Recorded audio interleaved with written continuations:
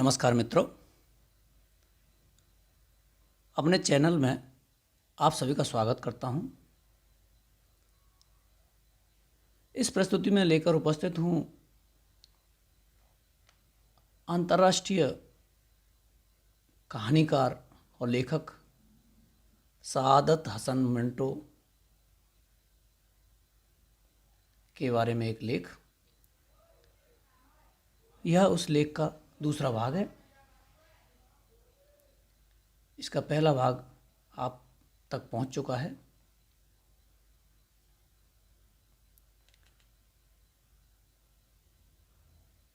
भारत का विभाजन और उससे उपजी मंटो की कहानियाँ। मंटो उर्दू के सर्वाधिक महत्वपूर्ण, चर्चित और विवादास्पद लेखक हैं। इस लेखक को लेकर जितनी चर्चाएं उठी हैं, उतनी अन्य किसी लेखक को लेकर उठी हों। मंटो की खासियत यह है कि उसने नए विषयों पर ही नहीं लिखा, नए अंदाज़े बयां और नज़रिए से भी लिखा, जिससे उनके साहित्य की एक अलग वानगी और पहचान सामने आई। इस वानगी और पहचान ने उन्हें अपने समय का ही नहीं, आज के समय का भी और आने वाले समय का एक बड़ा कहानीकार स्थापित कर दिया।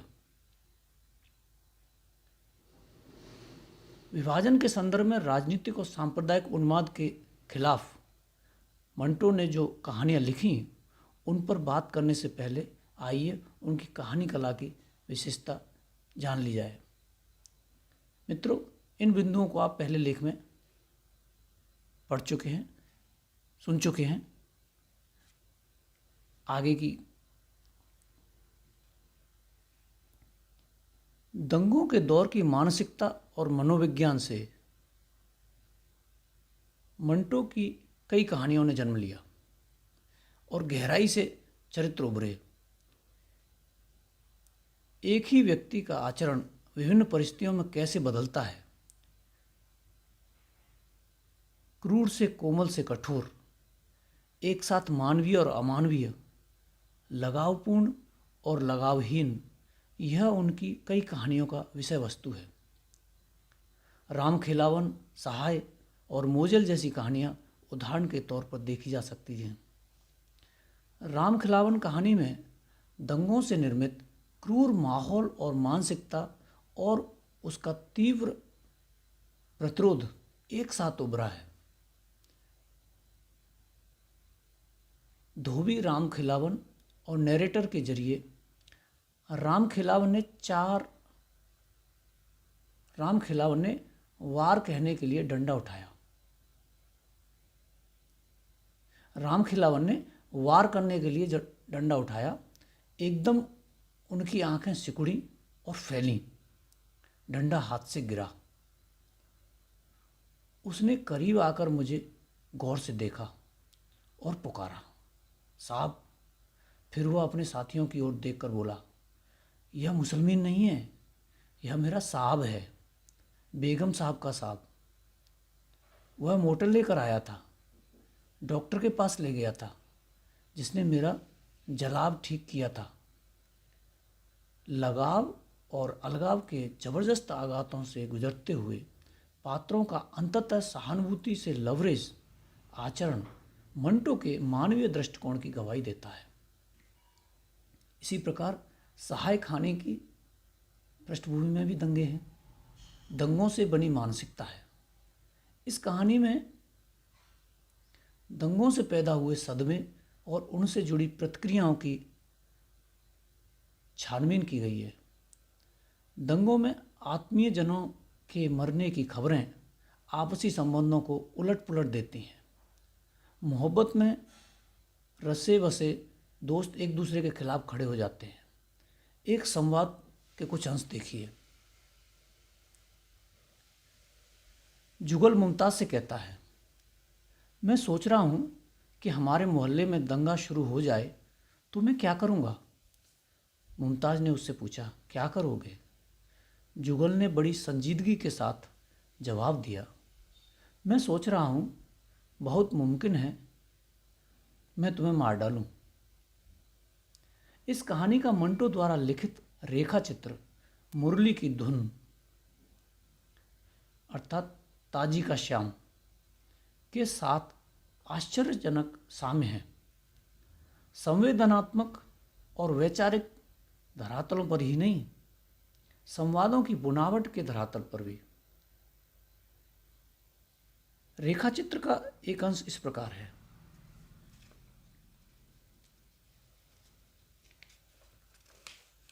काफी समय होने पर, जब विभाजन होने पर हिंदू मुसलमानों में खूनी जंग जारी थी और दोनों ओर से हजारों आदमी रोज मरते थे, श्याम और मैं रावलपिंडी से भागे हुए एक सिख परिवार के पास बैठे थे। उसके सदस्य अपने ताज़ा जख्मों की दुखद दास्तान सुना रहे थे, जो बहुत ही दर्दनाक थी। श्याम उससे प्रभावित हुए बिना न रह सका। वह हलचल जो उसके दिमाग में मच रही थी, उसे मैं अच्छी तरह समझता था। जब वह वहाँ से रुखसत हुए तो मैंने श्याम से कहा, मैं मुसलमान हूँ, क्या तुम्हारा जी नहीं चाहता कि मुझे कत्ल कर दो? श्याम ने बड़ी गंभीरता से जवाब दिया, इस वक्त नहीं, लेकिन उस वक्त जबकि मैं मुसलमानों के ढाए हुए जुल्मों की दास्तां सुन रहा था तो मैं कत्ल कर सकता था। श्याम के मुंह से यह सुनकर मेरे दिल को जबरदस्त धक्का लगा। उस वक्त शायद मैं भी उसे कत्ल कर सकता था, मगर बाद में जब मैंने सोचा और उस वक्त मैंने ज़मीन और आसमान का फ़र्क महसूस किया, तो उन फसादों की भी मनोवैज्ञानिक पृष्ठभूमि मेरी समझ में आ गई, जिसमें रोज़ाना सैकड़ों बेगुनाह हिंदू और मुसलमान मौत के घाट उतारे जा रहे हैं। इस वक्त नहीं, उस वक्त हाँ। क्यों? आप सोचिए तो आपको इस क्यों के पीछे इंसान की प्रकृति में इस सवाल का सही जवाब मिल जाएगा। इसमें संदेह नहीं है कि रेखा चित्र की संवेदना और मंटो के सरोकार सहाय कहानी में सीधे सीधे उतरे हैं। मंटो की अनेक कहानियाँ उनकी आत्मकथा का आभास देती हैं और वास्तव में वे हैं भी। आत्मकथा को कहानी में ढालने की कला जितनी मंटो को आती है, उतनी कला का दावा उर्दू हिंदी के कम कहानीकार ही कर सकते हैं। सहाय कहानी आत्मकथानात्मक अंश को कहानी में ढालने की कला का अन्यतम उदाहरण प्रस्तुत करती है। मंटो की कहानियाँ इंसानियत की बुनियाद पर टिकी हैं। यह इंसानियत सरल, सीधी और सद्भाव परक नहीं है। यह इंसानियत हैवानियत के साथ है, बल्कि उसके बावजूद है।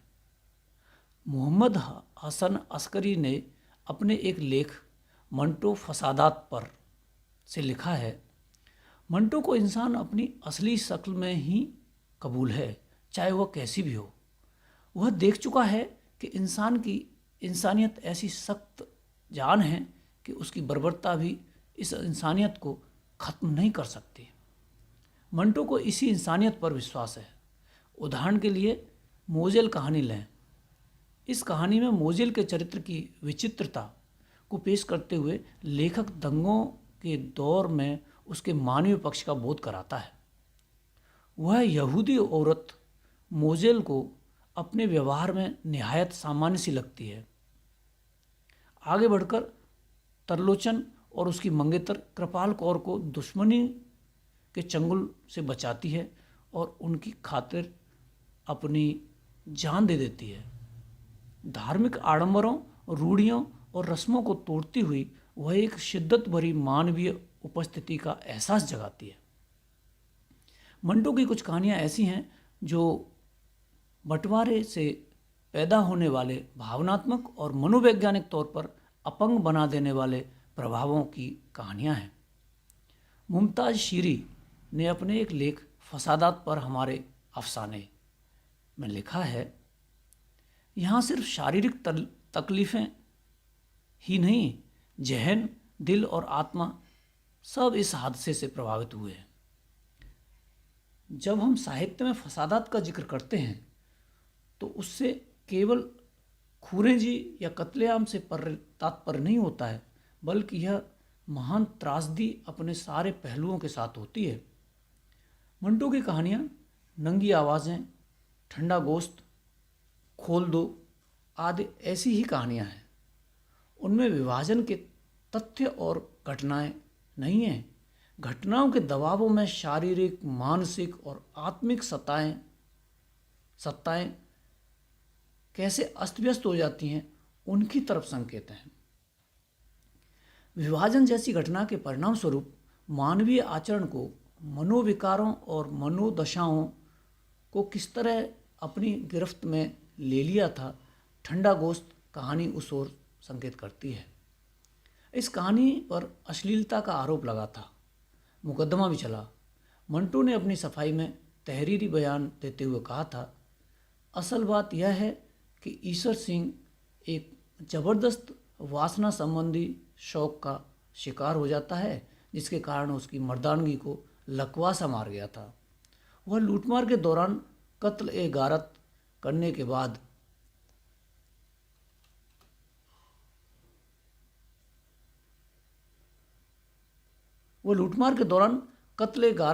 बाद एक नौजवान मुस्लिम युवती को उठा लाया कि बदले के लिए वह उससे सहवास सुख प्राप्त करे।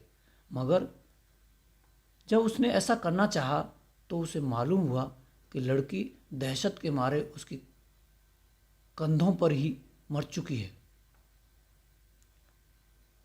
उसके सामने एक ठंडी लाश पड़ी थी। उसकी तपी हुई वासना के सामने ठंडे गोश्त का लोथड़ा पड़ा था।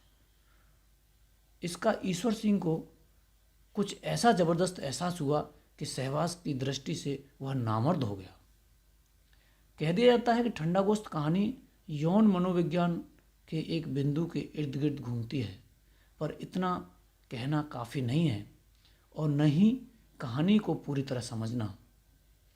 यौन मनोविज्ञान के जिस बिंदु की चर्चा की जाती है, उसके पीछे कहानी में विभाजन की विभीषिका का एक बहुत बड़ा संदर्भ काम कर रहा है।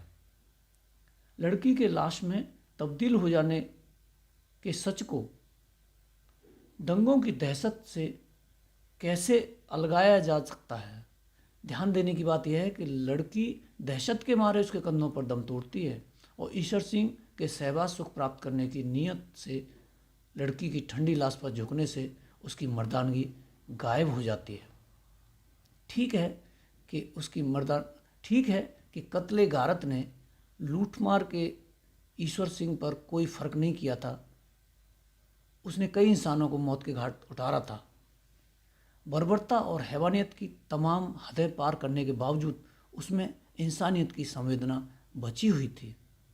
मंटो ने सही कहा है, ठंडा गोश्त एक दर्दनाक तस्वीर है एक ऐसे मर्द की जिसमें इंसानियत की संवेदना उसकी भूमिका की तमाम भयंकरताओं के बावजूद बाकी थी।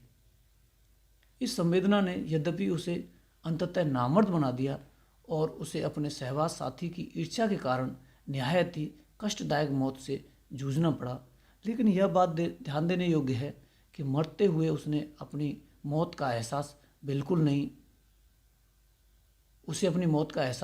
बिल्कुल नहीं था।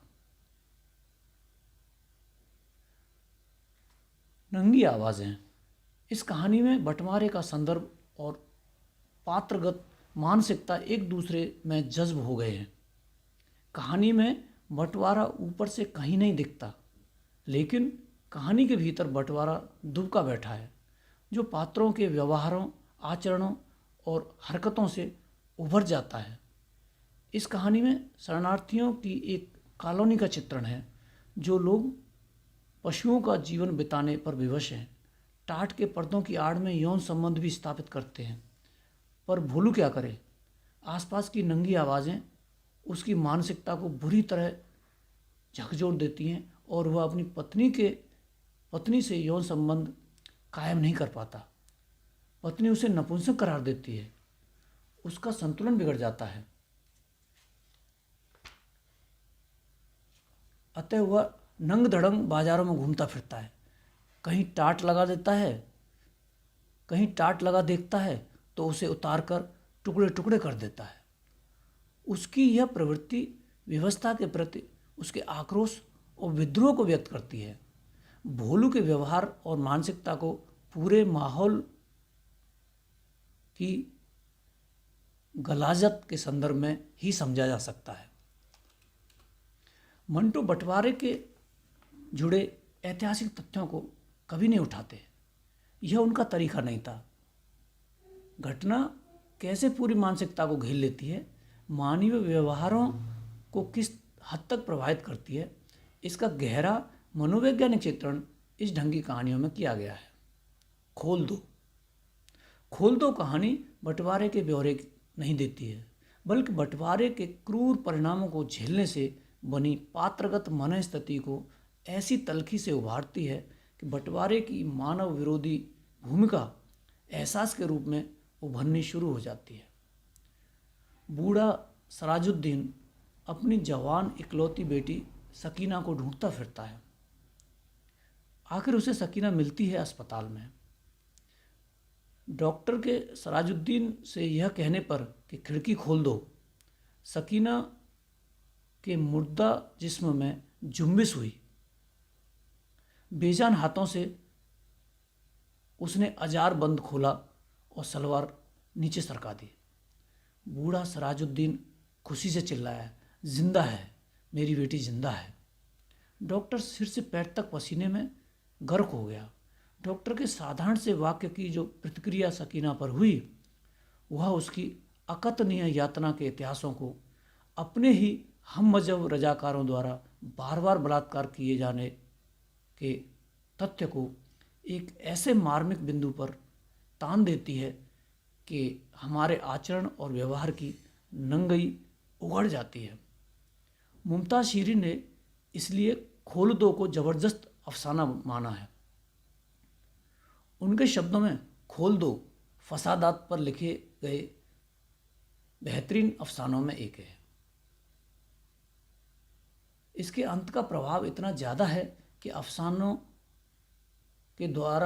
अफसाने के दूसरे सारे ब्यौरे महत्वहीन और भूल जाने लायक मालूम होते हैं। सराजुद्दीन की अंतिम प्रतिक्रिया और डॉक्टर का सकीना की हरकत को देखकर पसीने से गर्क हो जाना बंटवारे से जुड़े स्वप्न और दुस्वप्न, कृति और विकृति पर सार्थक टिप्पणियां हैं।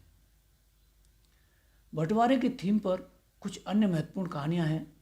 गुरमुख सिंह की वसीयत और शरीफन, दोनों ही दहशतनाक प्रसंगों की दिल दहला देने वाले एहसासों की कहानियां हैं। ये कहानियां संप्रदायों के बीच के ऊपरी और बनावटी सहयोग, सद्भावना और संतुलन की कहानियां नहीं हैं। दंगों के भयावह परिवेश में ये मानवीय उपस्थिति और आचरण को रेखांकित करने वाली कहानियां हैं। यह बात सियाह हाशिए में भी देखी जा सकती है। इसमें विभाजन के हर पहलू को छोटी छोटी कथाओं के जरिए उजागर किया गया है। इनमें दंगों के संदर्भ में विद्रूप, विषम और विडंबनापूर्ण स्थितियों का व्यंग किए गए हैं जो आदमी की फितरत को उभारते हैं। क्रूरता और करुणा, कोमलता और वज्रता के द्वंद्व को इन कहानियों में खास तौर पर देखा जा सकता है। मोहम्मद हसन अस्करी ने ठीक ही लिखा है, दंगों के विषय में जितना भी लिखा गया है उसमें अगर कोई चीज़ इंसानी दस्तावेज कहलाने की अधिकारी है तो मंटो के ये अफसाने हैं। विभाजन निश्चय ही एक बहुत बड़ी विभीषिका थी जिसने हमारे सांस्कृतिक और सामाजिक आधारों को बुरी तरह हिला दिया था, मानवीय मूल्यों की हमारी धारणाओं को खंडित कर दिया था और हम भौचक्के से अपनी जमीन से उखड़े हुए संबंधहीनता और मूल्यहीनता के गहरे गड्ढे में गिरते जा रहे थे। दूसरे शब्दों में हम संस्कृत विहीनता के संकट से गुजर रहे थे। मंटो ने इस संकट को शिद्दत से महसूस ही नहीं किया था, इसे गहराई से समझा भी था और इसकी जड़ों तक पहुँचे थे। सहाय कहानी के आरंभ में मंटो ने लिखा, यह मत कहो कि 1 लाख हिंदू और 1 लाख इंसान मरे हैं, यह कहो कि 2 लाख इंसान मरे हैं।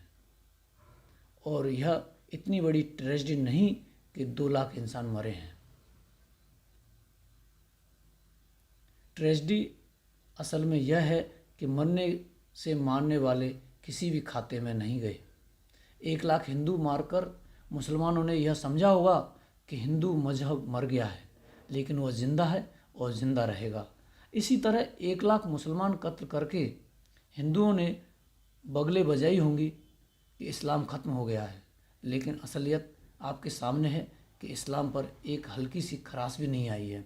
वे लोग बेवकूफ़ हैं जो समझते हैं कि बंदूकों से मजहब शिकार की जा सकते हैं। मजहब, दीन, ईमान, धर्म, यकीन, विश्वास, ये जो कुछ भी हैं हमारे जिस्म में नहीं, आत्मा में होते हैं। छुरे, चाकू और गोली ये कैसे फना हो कर सकते हैं? इंसानियत के प्रति निष्ठा का यह विचार मंटो की मानवीय दृष्टि का आधार है। यह दृष्टि उन्होंने संकट को झेलते हुए अर्जित की है, जो उनकी सभी कहानियों में मिलेगी। हिंदुस्तान पाकिस्तान की तकसीम मंटो के लिए महज एक दुर्घटना नहीं थी। यह इतिहास का एक ऐसा जलता हुआ टुकड़ा था जिसने मंटो को झुलसाया ही नहीं, धधकाया भी। यह तकलीफ ताउम्र उनका पीछा करती रही, उनके चेतन और अवचेतन को बार बार घेरती रही, और वे इंसान के लिए बची खुची गुंजाइश को बचाए रखने के लिए कहानियाँ लिखते रहे। ध्यान दीजिए, जैसे मंटो का पीछा विभाजन के दृश्य और हादसे करते रहे और वे उसे सृजन में ढालते रहे। आज के जलते हुए माहौल और हादसों के सामने मंटो आज के लेखक का, आज के हर संवेदनशील इंसान का पीछा कर रहे हैं और उसे प्रेरित कर रहे हैं विध्वंसक मानव विरोधी शक्तियों के सामने सृजन की शक्ति को खड़ा करने के लिए। मंटो की याद आती है? नहीं, वे हमारे सामूहिक अवचेतन का हिस्सा बन चुके हैं। दोस्तों, कबीर, तुलसीदास, निराला और प्रेमचंद की तरह मंटो हिंदुस्तानी साहित्य इस उपमहाद्वीप की साहित्य में एक जीते जागते मिथक का दर्जा पा चुके हैं। इस मिथक को कोई भी डिकोड तो कर सकता है, तोड़ नहीं सकता। मित्रों, आप सुन रहे थे सादत हसन मंटो की विभाजन और उससे उपजी हुई कहानियाँ, उनका दर्शन और जीवन पर प्रभाव और जीवन पर उनके समझ और विचार। यह इस लेख का दूसरा भाग था और अंतिम भाग था। हमसे जुड़े रहने के लिए हमारे चैनल को जरूर सब्सक्राइब करें और जुड़े रहें। धन्यवाद।